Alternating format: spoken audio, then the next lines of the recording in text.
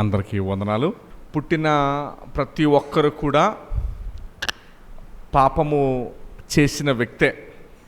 ప్రపంచంలో చాలా మత గ్రంథాల్లో దేవుళ్ళని పిలువబడుతున్న ప్రతి ఒక్కరు కూడా మరి తప్పులతోనూ పాపాలు చేస్తూ మానవునికి మనకున్న కుటుంబము వ్యవస్థ ఉంటాయో అదే రీతిలో ప్రపంచంలో ఉన్న ప్రతి దేవుడు దేవత మనకు కనిపిస్తారు. యేసు ప్రభు ఒక్కడే పరిశుద్ధుడిగా మనకి కనిపిస్తాడు ప్రపంచంలో. ఇది క్రైస్తవుని పాస్టర్ గారుగా నేను చెప్పే మాట కాదు, ఇది మరి దేవుడు నమ్మని అన్యులు చెప్పే మాట ఇది. మరి స్వామి వివేకానంద ఆయన అన్న మాట ఏంటంటే, నేను యేసు ప్రభువులో కాలంలో గనక నేను ఉండుంటే మరి నా రక్తముతో నేను యేసు ప్రభు పాదాలు కడిగేవాడిని. ఎందుకు అంటే ఆయన అన్నాడు, నా స్వామి వివేకానంద అన్నాడు, నా భార్యలో సహితము నా తల్లిని నేను చూసుకుంటాను, అంత నిష్టగా పవిత్రంగా నేను జీవిస్తాను.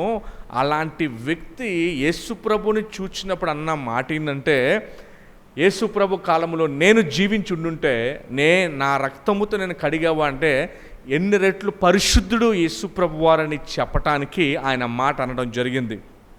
సో మీరు నమ్ముకున్న మీ ప్రభు అని నేను అనడం కన్నా మిమ్మల్ని ఎన్నుకున్న మీ ప్రభువు చాలా గొప్పవాడు. ఏమండి, మీరు నమ్ముకున్న ప్రభు కన్నా మిమ్మల్ని ఎన్నుకున్న ప్రభు నమ్మదగిన వాడు, చాలా గొప్పవాడు.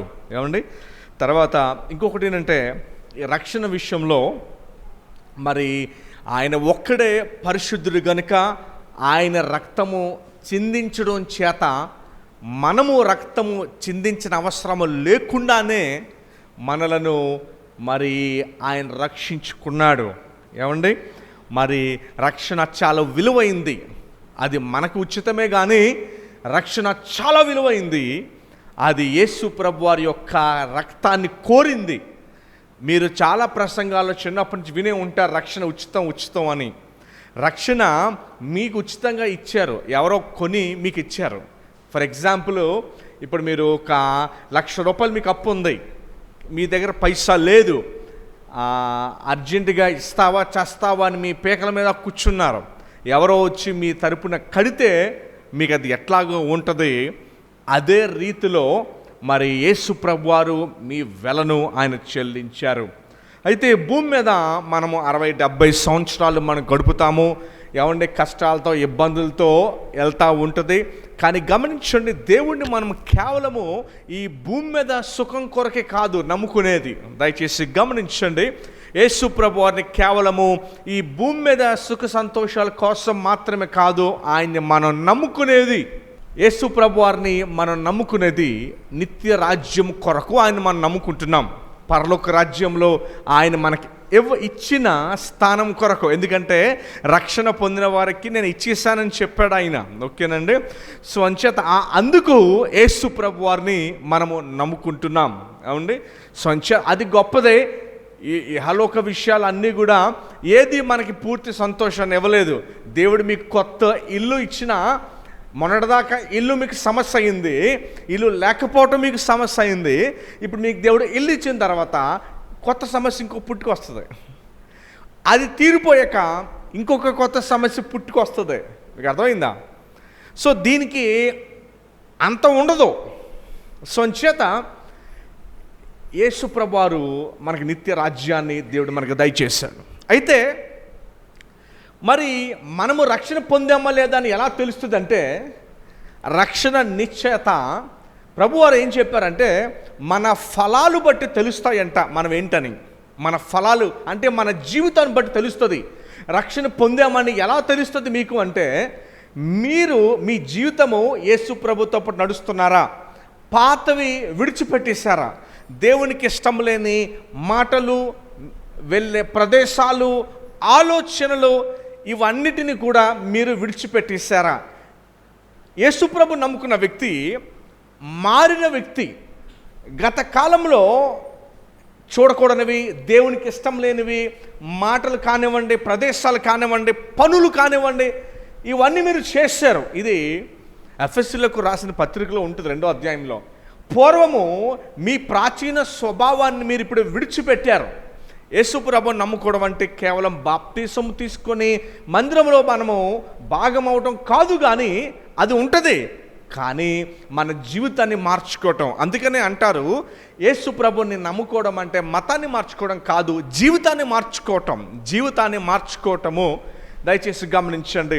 అయితే మీ అందరికీ కూడా రక్షణ నిశ్చయిత ఉండాలి. ఎలా తెలుస్తుంది అంటే, నేను ఒకప్పుడు వ్యక్తిలా లేను. నేను ఒకప్పుడు ఫ్రెండ్స్ని ఎక్కువ టీవీలు చూడటానికి, సినిమాలు చూడడానికి, ఎకసకాలుగా మాట్లాడుకోవటానికి, వీటిని ప్రేమించేవాడిని, లోకపరమైన విషయాన్ని. కానీ రక్షణ పొందిన తర్వాత నాకు ఎక్కువసేపు నాకు ప్రార్థన చేసుకోవాలనిపిస్తుంది, నాకు బైబిల్ చదువుకోవాలనిపిస్తుంది, పరిచర్యలో పాల్గొనాలనిపిస్తుంది, తర్వాత దేవుని కొరకు మరి నా టైంని, నా ధనాన్ని నేను ఆయన పని కొరకు ఇవ్వాలనిపిస్తుంది. నా శక్తిని అంతటిని ఒకప్పుడు లోకంలో పెట్టాను, కానీ ఇప్పుడైతే దేవునికి ఇవ్వాలనిపిస్తుంది, ఆయన బిడ్డలకి ఇవ్వాలనిపిస్తుంది, ఆయన బిడ్డలతో ఉండాలనిపిస్తుంది. ఇదే మనం మారటం అంతే. ఇప్పుడు మనం మారకుండా, మన అలవాట్లు, మన జీవితం మారకుండా కేవలము పై వాటిని మారింది అనుకోండి, నా పేరు మారింది, మన బాప్తిసం తీసుకున్నామంటే దేవుడు అంటాడు మరి క్రియలు లేని విశ్వాసము అసలు విశ్వాసమే కాదు అన్నాడు. మీకు అర్థమైందా? అప్పుడు మనల్ని మనం మోసం చేసుకున్నట్టు. అర్థమైందండి? క్రియలు లేకుండా మీరు విశ్వాసాన్ని నమ్ముకుంటే మనల్ని మనం మోసం చేసుకుంటూ ఉన్నాం. ప్రభువారు అన్నారు, మరి మీ క్రియలు బట్టే తెలుస్తుంది మీరు విశ్వాసులో కాదో అనని. సో మీ నిశ్చయిత మీరే చూసుకోవచ్చు. మీ ముఖాన్ని మీరు అద్దంలో చూసుకుంటారు కదా, ఏదన్నా మచ్చలు ఉంటే తుడుచుకుంటారు, ఒకవైపు పౌడర్ ఎక్కువైపోతే దాన్ని సర్దుకుంటారు. ఈ రీతిగా మిమ్మల్ని మీరే పరీక్షించుకోవచ్చు. దేవుని వాక్యాన్ని వింటున్నప్పుడు, ఆదివారము, శుక్రవారము, మిగతా రోజుల్లో వాక్యం వింటున్నప్పుడు, అరే ఇంకా ఈ విషయం నాలో మారలేదే, ఈ విషయం ఇంకా నాలో ఉండిపోయింది. ప్రతి వాక్యము మెడిసిన్ లాంటిది, మిమ్మల్ని శుద్ధి చేస్తుంది. సో ఈ మాట జ్ఞాపకం చేసుకోండి. ప్రభు నమ్ముకున్న జీవితము మారిన జీవితం, ప్రభు నమ్ముకున్న జీవితం మారిన జీవితం. ఒకప్పుడు మనం కోపోద్రేగానికి, లేకపోతే ప్రతి చిన్న విషయానికి ఆత్మీయంగా పడిపోవటము, చాలా టెంప్టేషన్స్ వస్తూ ఉంటాయి.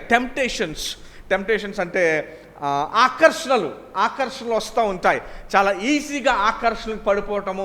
తర్వాత ప్రభు చెప్పారు, ఇదిగో నువ్వు మరి ఇతరులను చెడ్డగా ఆలోచించడము, అసూయతో ఉండటము, లేకపోతే తర్వాత దేవుని మీద కంప్లైంట్ చేయడం, ఇవన్నీ కూడా మారిన జీవితము. ప్రభు నమ్ముకున్న విశ్వాసులు ఎవరంటే మారిన విశ్వాసులు, వారే క్రిస్టియన్స్ అంటే. అర్థమైందండి? సోంచేత మనం చెక్ చేసుకోవాల్సింది ఏంటంటే, నా జీవితంలో ఇంకా నేను మారాల్సిన విషయాలు ఏమున్నాయి. మీకు గమనించారా? పోయిన ఏడాది మనము ప్రకటన గ్రంథంలో 7 సంఘాల గురించి మనం చూసేటప్పుడు ప్రభు ఏమన్నారంటే, మీ విశ్వాసం శబాష్, మీరు మంచి విశ్వాసులై ఉన్నారు, కానీ అయినా కూడా మీలో కొన్ని లోపాలు ఉన్నాయి, అయినా కూడా మీలో నేను మీ మీద నేరం ఒకటి మోపవలసి ఉన్నది అని చెప్పి సంఘాలతో, విశ్వాసులతో ఆయన మాట్లాడుతూ ఉన్నాడు. దయచేసి గమనించండి. యేసు ప్రభు నమ్ముకోవడం అంటే విధేయత చూపించడం. ఆయన నమ్ముకోవడం అంటే ఏదో దండం పెట్టుకుని నేను ఆయన నమ్ముకున్నాను అంటాం కాదు. ఆయన నమ్ముకోవడం అంటే యేసు ప్రభు వారికి విధేయత చూపించడం. చూడండి, మరి 1 యోహాను 5వ అధ్యాయంలో నేను మీకు వాక్యాన్ని మీకు చదివి వినిపిస్తాను. చూడండి, 2వ వచనము, 5వ అధ్యాయం 2వ వచనం. మనము దేవుణ్ణి ప్రేమించుచు ఆయన ఆజ్ఞలను నెరవేర్చువారమైతే దేవుని పిల్లలను ప్రేమించుచున్నామని దాని వలనే ఎరుగుదము. మనం ఆయన ఆజ్ఞలను గైకొనుటయే దేవుణ్ణి ప్రేమించుట. దేవుని ప్రేమించడం అంటే ఏంటండి? మా అబ్బాయి అంటే మాకు చాలా ఇష్టము, మా అమ్మాయి చాలా ఇష్టము, మా నాన్నగారు అంటే మాకు చాలా ఇష్టము అని చెప్పి చాలామంది వారి ఇష్టమైన మనుషుల గురించి చెప్తూ ఉంటారు. వారిని ప్రేమించడం. మీ పిల్లలు మీరు ప్రేమిస్తే వారు ఎంత మిమ్మల్ని ఇబ్బంది పెట్టినా మీరు తట్టుకుంటారు. వారి వల్ల ఎన్ని కష్టాలు వచ్చినా మీరు ఓపిక పడతారు. లోకం ఓపిక పట్టకపోవచ్చు, కానీ మీరు ఓపిక పడతారు. తల్లిదండ్రులు ఓపిక పడతారు. వారు ఏ కష్టాల్లో ఉన్నా మీరు పరిగెడతారు వారిని ఎత్తుకోవడానికి. సొలొమోను కూడా ఒకసారి బాగా కరువు టైంలో ఇశ్రాయేలీల్లో ఒక బిడ్డ చనిపోతే ఓ తల్లి వచ్చి అంది, ఇద్దరు తల్లులు వచ్చి నా బిడ్డ అంటే నా బిడ్డ, నా బిడ్డ అంటే నా బిడ్డ అని చెప్పి వారిద్దరూ రాజు ముందు సొలొమోన్ ముందు గొడవ పడుతుంటే సొలొమోన్ ఏమన్నాడంటే, అయితే ఒక పని చేద్దాము, ఇద్దరికి చెరుకు సగం ఇచ్చేద్దాం అన్నాడు. నేను చంపేస్తాను, మీరు చెరుకు సగం పట్టుకెళ్ళిపోండి అంటే అబద్ధపు తల్లి అంది, ఓకే అంది. నిజమైన తల్లి అంది, వద్దు ఆవిడ ఉంచుకోనివ్వండి అంది. అప్పుడు సొలొమోన్ అన్నాడు, నువ్వు అబద్ధమైన తల్లివి, ఈవిని తీసుకెళ్ళి జైల్లో వేయండి, ఈ బిడ్డను నిజమైన తల్లికి ఇచ్చేయండి అని. సో తల్లి ప్రేమ ఏ రీతిగా ఉంటుందంటే ఆ రీతిగా ఉంటుంది. గమనించండి, ప్రేమ ఉన్నప్పుడు ప్రతి విషయంలో దేవునికి మనం లోబడతాం. సో దేవుణ్ణి ప్రేమించడం అంటే ఆయనకి లోబట్టము, ఆయన లోబట్టం ఏంటంటే ఆయన ప్రేమించటము. మన ఆరాధన ఏ రీతిగా ఉండాలంటే విధేయత చూపించాలి. మిమ్మల్ని మీరు ప్రశ్నించుకోండి, దేవుడు కొన్ని విషయాలు మిమ్మల్ని చేయొద్దంటున్నాడు, అప్పుడు మీరు జయిస్తున్నారా లేక లోబడిపోతున్నారా? చాలా విషయాలు సాతానుడు మిమ్మల్ని వాడి వశం చేసుకోవడానికి చూస్తూ ఉంటాడు. మిమ్మల్ని ఎలాగైనా సరే మీకు ఆకర్షణ తీసుకొచ్చి పాపంలోకి లాగడానికి చూస్తాడు, మిమ్మల్ని ఇబ్బందులోకి లాగడానికి చూస్తాడు, రకరకాలుగా. అయితే మీరు జయించే సందర్భాల్లో ఉంటున్నారా, లేదంటే అస్తమానం ఓడిపోతూ పడిపోతూ ఉన్నారా? విశ్వాసులు మనము జయించే వ్యక్తులుగా ఉండాలి. సాతానుడు ఆకర్షణ తీసుకొస్తున్నాడు, మనం జయించాలి. ఆకర్షణలో మనము పడకూడదు. ప్రభు మనకి సహాయము చేస్తాడు. దయచేసి గమనించండి, మరి దేవుడు నమ్ముకునే బిడ్డలముగా మరి మనకి రక్షణ ఇచ్చాడు, పరలోక రాజ్యంలో స్థానం ఇచ్చాడు. మరి మనకెట్లా తెలుస్తుంది నేను రక్షణ పొందానని? ఎలా తెలుసా? మీ జీవితాన్ని బట్టే. చూడండి, మీ జీవితాన్ని బట్టే మీకు ఏం చేయాలనిపిస్తుంది. చూడండి, సాతాను ఆకర్షణలు ఇచ్చినప్పుడు సాతాను ఆకర్షణ మీద పోరాడాలనిపిస్తుందా? ఎందుకులే అని చెప్పి వాడు ఆకర్షణకు లోనైపోతూ ఉన్నారా? చేతులు ఎత్తేస్తున్నారా? పాపంలోకి వెళ్ళిపోతున్నారు? దయచేసి గమనించండి. మరి దేవుడు ఎవరిని దీవిస్తాడో, ఎవరిని హెచ్చిస్తాడో అంటే మనము జయించే వారంగా ఉండాలి. బైబిల్ చెప్తుంది, నేను మిమ్మల్ని తలగా చేస్తాను కానీ తోగ్గా చేయను అని చెప్పాడు దేవుడు. తోగ్గా ఉండడానికి మనం ఇష్టపడిన అవసరం లేదు. దేవుడు ఆ రీతిగా మనం చేయడు. ప్రభు మనల్ని తలగా ఉంచుతానని చెప్తున్నాడు. ఉన్నతమైన స్థానంలో దేవుడు మనం ఉంచుతానని, మనం చేసే పనిలో, వ్యాపారంలో, ఉద్యోగంలో ఏదైనా కానివ్వండి, ఉన్నతమైన స్థానంలో ఆయన ఉంచుతానంటున్నాడు. కానీ ప్రాబ్లం ఏంటంటే, చూడండి, దేవుడు సంసోన్కి ప్రవక్త లాంటి గొప్ప న్యాయాధిపతి స్థానాన్ని ఇచ్చాడు సంసోన్కి. కానీ సంసోన్ ఏం చేశాడు తెలుసా? తనకి ఇవ్వబడిన స్థితిని దిగజారిపోయాడు. దేవుడు చాలాసార్లు మరలా నిలబెట్టినా మరలా దిగజారిపోయాడు. ఆ పాపం వైపు, స్త్రీ వైపు వెళ్ళిపోయాడు. చివరికి నష్టపోయి ప్రాణాన్ని పోగొట్టుకున్నాడు. చూసారా? అయితే దేవుడు మనకి చాలాసార్లు వార్నింగ్స్ ఇస్తూ ఉంటాడు. సంసోన్కి ఇచ్చినట్టే మనకి ఇస్తూ ఉంటాడు. మరి వార్నింగ్స్ ఇచ్చినప్పుడు ఆ యొక్క టెంప్టేషన్స్ ఏదైతే ఉన్నాయో దాన్ని మనం విజయం సాధించి దాని మీద, అందుకనే యాకోబు అంటాడు, సోదరుని జయించేవాడు ధన్యుడు అంటాడు. ఏమండి? సోదరుని జయించేవాడు ధన్యుడు అంట. అందుకనే మనం ఆ సోదరుని ఆలోచనలు కూడా రానివ్వకూడదు. మొదటి ఆజ్ఞలో నేను చెప్పినప్పుడు అదే మీకు వివరించాను నేను. మనమందరం కూడా జయించే వారిలో ఉండాలి. ప్రార్థన చేయాలనిపిస్తుంది, ప్రార్థన చేసుకోవాలి, మీ అందరికీ తెలుసు. కానీ నిద్ర వస్తుంది. అప్పుడు ఏం చేయాలి? ప్రార్థన చేయాలా, నిద్రపోవాలా? మీరేం చేస్తున్నారు? ప్రార్థన చేయాలని మీకు తెలుసు, కానీ మీకు నిద్ర వచ్చేస్తుంది. మోకాలు వేసి ప్రార్థన చేయాలని చెప్పి నేను పాస్టర్ గారు రాత్రి చెప్పారు, కానీ మోకాలు వేయరు కొంతమంది. కాసేపు మంచం మీద అలా కూర్చొని, చాలామంది చూస్తూ ఉంటాను నేను, మంచం మీద అలా కూర్చొని కాసేపు ప్రార్థన చేసేసి అమ్మ ఏసీ అని వెళ్ళిపోతారు పెద్ద భక్తిపురులాగా. ఏమండి? చాలామంది మరి మంచం మీద మోకరించకండి, మంచం దిగి మోకరించండి. మంచం మీద ప్రార్థన చేసుకోకండి, మంచం దిగి ప్రార్థన చేయండి. దానియేలు ప్రార్థన చేసేటప్పుడు ఎలా ప్రార్థన చేయడం తెలుసా? తను తగ్గించుకొని ప్రార్థన చేశాడు. గోని బట్ట కట్టుకొని బూడి తల మీద వేసుకొని తను ఒక రాజు లాంటి స్థితిలో ఉన్నప్పటికీ దానియేలు మామూలుగా కూర్చొని ప్రార్థన చేయొచ్చు కదా? అలానే చేశాడు. దానియేలు కూర్చొని ప్రార్థన చేయొచ్చు కదా, కానీ దానియేలు ప్రార్థన చేయాలి. దానియేలు ఎలా ప్రార్థన చేశాడు తెలుసండి? బూడి తల మీద వేసుకొని గోని బట్టి కట్టుకొని, అంటే తన స్థితిని పక్కన పెట్టేశాడు. మీరు కూడా ఏం చేయాలా? శరీర సుఖాన్ని విడిచిపెట్టేసేయండి. జీవితంలో కూడా బద్ధకం మంచిది కాదు. సొలొమోన్ అంటాడు, ఓ సోమరి, చీమల యొద్దకు వెళ్ళి నేర్చుకో అంటాడు. సోమరితనం మంచిది కాదండి. సోమరితనం మంచిది కాదు. సోమరితనం ప్రార్థన చేయనివ్వదు నిన్ను.